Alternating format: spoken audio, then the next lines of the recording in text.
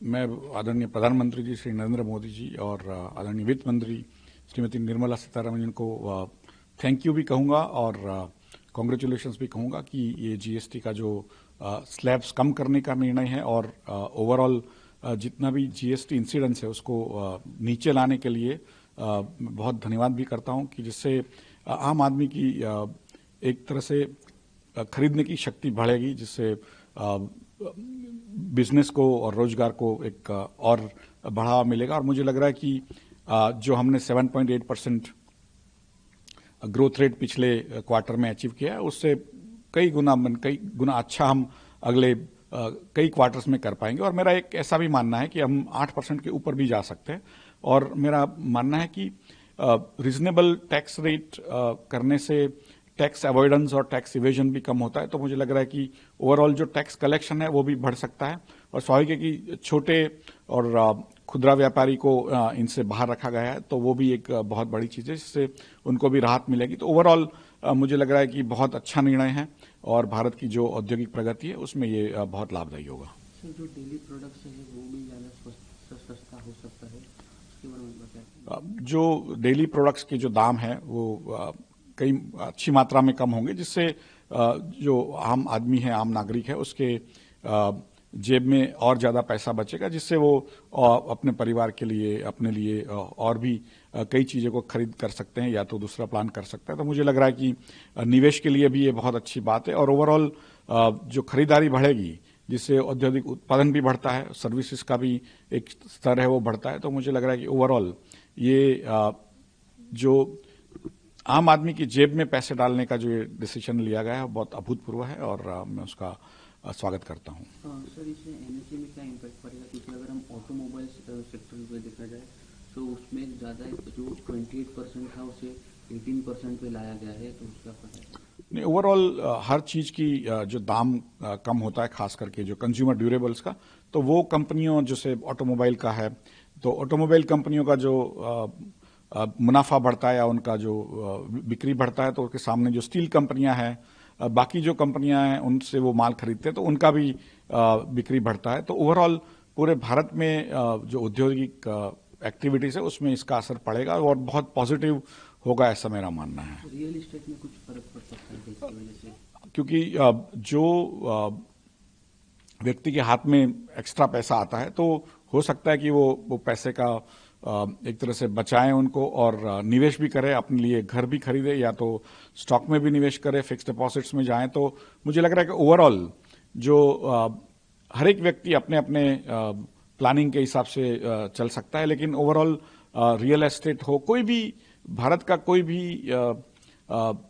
एक इंडस्ट्री या real estate या सर्विसेज का जो एरिया होगा, ट्रैवल, टूरिज्म, सभी चीज़ों पे ये नए जीएसटी फ्रेमवर्क का बहुत अच्छा लाभदायी असर होगा। ये जो जीएसटी का जो निर्णय है उसी की वजह से जो भारत का जो ग्रोथ रेट है आगे बढ़ने वाला है। ऑलरेडी भारत विश्व की सबसे बड़ी और सबसे ज़्यादा ग्रो करने वाली बड़ी इकोनॉमी है।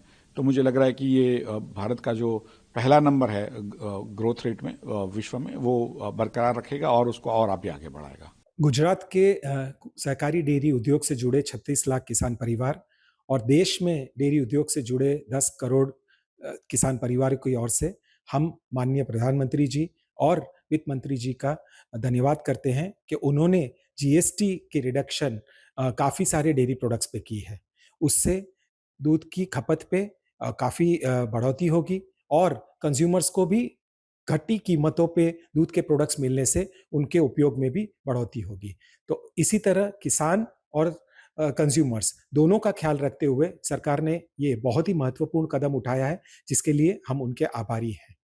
इसके पहले भी सरकार ने जब डायरेक्ट टैक्स, इनकम टैक्स की रेट्स घटाए तो कंज्यूमर्स के जेब में एक्स्ट्रा पैसे मिले जो खर्च करने थे। तो इसी तरह से इस जीएसटी रिडक्शन की वजह से सभी प्रोडक्ट्स के कंजम्पशन में काफी बढ़ोतरी होगी, खास करके डेयरी प्रोडक्ट्स के कंजम्पशन में काफी बढ़ोतरी होगी, जिससे किसानों को लॉन्ग टर्म में फायदा होगा। तो ये एक बहुत ही बड़ी पॉजिटिव साइन है। अभी तो इसका इम्पैक्ट करीबन 15 से 20 हजार करोड़ रुपए का होगा, पर आगे जाके जैसे ही खपत बढ़ेगी डेयरी इंडस्ट्री के ग्रोथ में मल्टीपल इम्पैक्ट आएगा, जिसका फायदा देश के सभी करोड़ों किसानों को होगा। सबसे पहले तो मैं माननीय प्रधानमंत्री जी श्री नरेंद्र मोदी जी और माननीय वित्त मंत्री जी श्री निर्मला सीतारमण जी का आभार व्यक्त करता हूं और जीएसटी का इस फैसले का स्वागत करता हूं, ट्रेड और बाकी इंडस्ट्री एसोसिएशन की तरफ से भी। और जिन्होंने दिवाली में भारतीय उद्योग और आम नागरिकों को ऐतिहासिक जीएसटी सुधारों का उपहार दिया, जैसे कि प्रधानमंत्री जी ने ऐलान किया था वही किया। और यह कदम न केवल स्थानीय बाजारों को मजबूती देगी बल्कि अमेरिकी टैरिफ को चुनौतियों के बीच में इंडियन इंडस्ट्रीज को प्रतिस्पर्धात्मक बढ़त भी प्रदान करेगा। ग्रामीण और शहरी क्षेत्रों में घरेलू खपत बढ़ेगा और उल्लेखनीय वृद्धि होगी, जिससे एमएसएमई और उद्योग को सीधा लाभ मिलेगा। कृषि क्षेत्रों में बड़ा बूस्टअप हुआ है, जिसमें ट्रैक्टर, कृषि मशीनरी और उपकरणों को जीएसटी कटौती किसानों की लागत घटाएगी और उत्पादन क्षमता को बढ़ाएगी। इससे किसानों को बेहतर माइलेज और मूल्य मिलेगा। मेडिकल सेक्टर और बीमा सेक्टर में भी राहत दिया गया है। जीवन रक्षक दवाओं और मेडिकल उपकरणों पर जीएसटी कटौती से इलाज किफायती होगा। साथ ही लाइफ इंश्योरेंस और हेल्थ इंश्योरेंस, सीनियर सिटीजन और फैमिली फ्लोटर सहित को जीएसटी से मुक्त कर आम नागरिकों को एक बड़ी राहत और सुरक्षा दी गई है।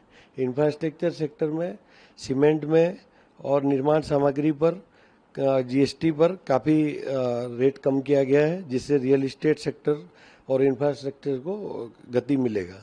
आत्मनिर्भर भारत की दिशा में यह सुधार निर्णायक कदम है, जो हमारे उद्योग, एमएसएमई, कृषि, स्वास्थ्य, इंश्योरेंस और इंफ्रास्ट्रक्चर को नई ऊर्जा देगी और भारत की अर्थव्यवस्था को वैश्विक स्तर पर मजबूत करेगा। जबकि इन दिनों विश्व के बाकी देश इकोनॉमी से जूझ रहे हैं और भारत तेजी से अपना जीडीपी को भी मेंटेन कर रहा है और इकोनॉमी काफ़ी ग्रोथ कर रहा है, जिससे हम माननीय प्रधानमंत्री जी का आभार करते हैं। जो उम्मीद रखी जाती थी कि जीएसटी काउंसिल में, और जब ये ऑनरेबल प्राइम मिनिस्टर ने बताए थे कि कुछ रिफॉर्म्स और आने वाले दिनों में और भी रिफॉर्म्स आएंगे और जीएसटी में भी आएंगे, रैशनलाइजेशन होगा और रिडक्शन होगा, तो ये पहला कदम है। हमने कल देखा कि जो एक आम आदमी के लिए जो जो चीजें हैं, जैसे कि इंश्योरेंस में से, हेल्थ केयर में से, लाइफ में से, उसमें से जो जीएसटी की कटौती हो गई है, तो ये बड़ा ही सराहनीय कदम है। That shows the intent. See, initial first step जो है, तो वो अभी और भी इसको ये राह पे हम निकले हैं कि आगे चल के और भी इसमें रिफॉर्म्स आएंगे और भी रैशनलाइजेशन और ईज ऑफ बिजनेस देखा जाएगा। आम आदमी के लिए कैसे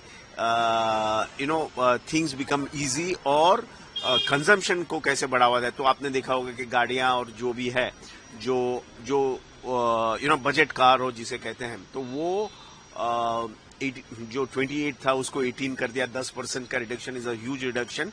सो और जैसे एफएमसीजी प्रोडक्ट्स जो हैं उसमें हैं, तो काफी चीजों में ये इनिशिएटिव का ये पहला कदम है और आगे चल के और भी रिफॉर्म्स आ सकते हैं। I am very positive about the whole thing and so is the market and that's why फिलहाल सेंसेक्स आप देखोगे कि 680 पॉइंट से ऊपर है और जैसे जैसे आगे भी इसमें और अनाउंसमेंट आते जाएंगे वैसे वैसे और भी मार्केट में सुधार देखने को मिलेगा। जीएसटी में कुछ बदलाव किए गए हैं क्या? जीएसटी में जो बदलाव हुए हैं वो अभी कल ही घोषणा हुई है और अभी पूरा उसका नोटिफिकेशन और पूरी डिटेल तो अभी अध्ययन नहीं किया है मैंने, लेकिन एक प्रथम दृष्टया देखने से ये लग रहा है कि जो सामान्य उपभोग की चीज़ें हैं उनके रेट जो है 12% से और 18% से कम करके 5% किए गए हैं और ये एक बहुत ही अच्छी बात है। इससे आम जनता के लिए बहुत राहत मिलेगी, टैक्स का लोड कम होगा उसके ऊपर में और महंगाई कम होगी, ये मेरा अनुमान है।